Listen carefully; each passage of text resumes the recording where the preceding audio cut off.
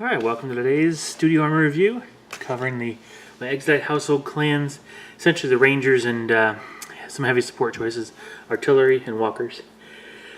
Really not a lot of interpretation in this particular piece. This is just the models I've chosen to include. Rangers make sense. Rangers are kind of outcasts. They wander the galaxy, and they often seek maiden worlds and Exodites to hang out with. So it made perfect sense to include normal Rangers, just as Rangers, and I was able to get several of these cheap, so that was all good. So move those out of the way real quick. Next up are the Vol's support batteries. Again, nothing major to interpret here, but looking back, if you watch earlier videos with the jet bikes and what have you, I mentioned how the Exodites on Lorien are going to use all of available Eldar technology to defend their homeworld. So though they may not use the technology in their day-to-day life, they are going to definitely employ it to protect their way of life. So there's no adaptations with the Vol's support batteries. I've only got 2 right now, but I'll be adding more. I do want to have the what do you call it? The D-cannon ones, and I do actually want 3. What do they call these things? The the large monofilament gun. I forget what they're called. Anyway, spinners or something. I forget. I have the codex here, but I'm not gonna waste your time looking for it. All right. So anyway, but as far as the Guardians themselves, I went back to the same theme as the standard Guardians, the Dragon Warders, and I went with a standard old Warhammer Dark Elf Warrior regiment, and essentially fitted them with arms that were basically not holding anything, but were kind of positioned to be in motion as they would be operating controls on a artillery piece. Since the Guardians actually do have shuriken catapults, each of them has a crossbow and the ammunition hanging on their belt. So that's the only quote interpretation conversion I did with it.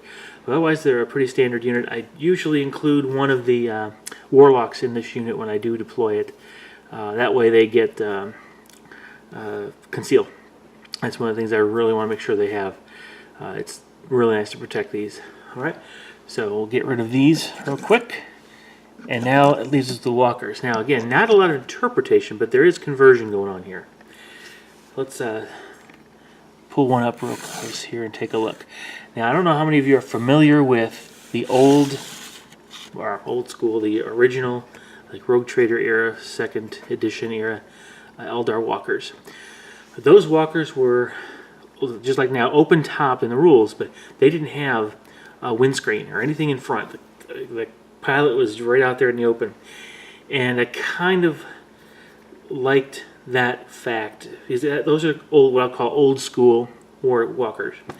Now Exodites, coming from the older millennium ago, taking the technology with them, they're going to use a lot of the same derivatives from the older technologies, and so it made sense that theirs had traits of the older as well as some of the newer. So for this, I decided, keeping it simple, let me take these off real quick.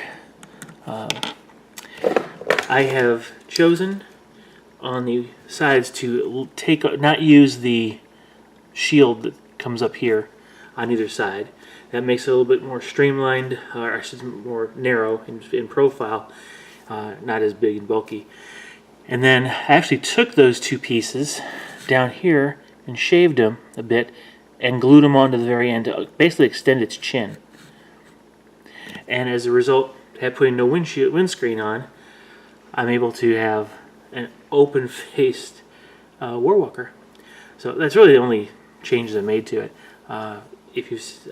In my magnetizing video, I showed you the way I magnetize them.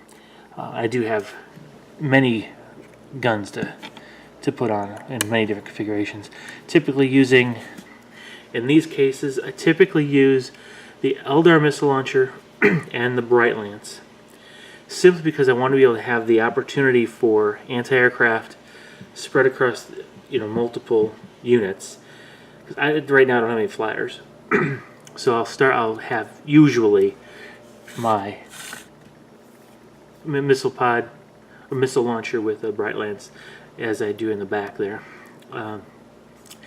Now I usually stick with the sun cannon. I'm sorry, I keep doing that. Star cannon when I know I'm going to be facing like armor 2, you know, on armor save 2, because I get more out of those 2 shots than I do out of 4 scatter laser shots or 3 shuriken cannon shots. I get the long range of the scatter laser, but I get 2 AP2 shots. I won't say guaranteed to kill, but you know, it's a whole lot better, a whole lot more likely to kill, hurt monstrous creatures than either of the other 2. So that's usually what I'll go with if I'm not worried about the flyers or what have you.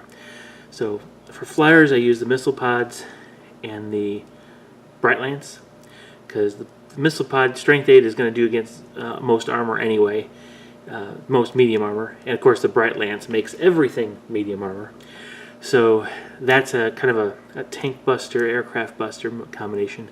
And I'll go with the star cannon with bright lance when I want to do some real armor save 2 wounding. I don't usually go a pair of star cannons. I like to run these models in single units, vehicle squadrons. I talked in my Academy video about vehicle squadrons, and so I tend to operate these individual.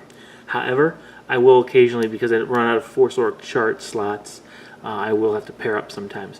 But if I do that, I make sure that I split the weapons between the models. So if I want 2 bright lances, I make sure they're on 2 different platforms. That way, if one gets killed, I don't lose all of my bright lances. So I'm always doing a combination. So that's kind of my way of running the walkers. Simple conversion. Really didn't take a whole lot of work. Just a lot of cutting, sanding, and fitting to make sure it.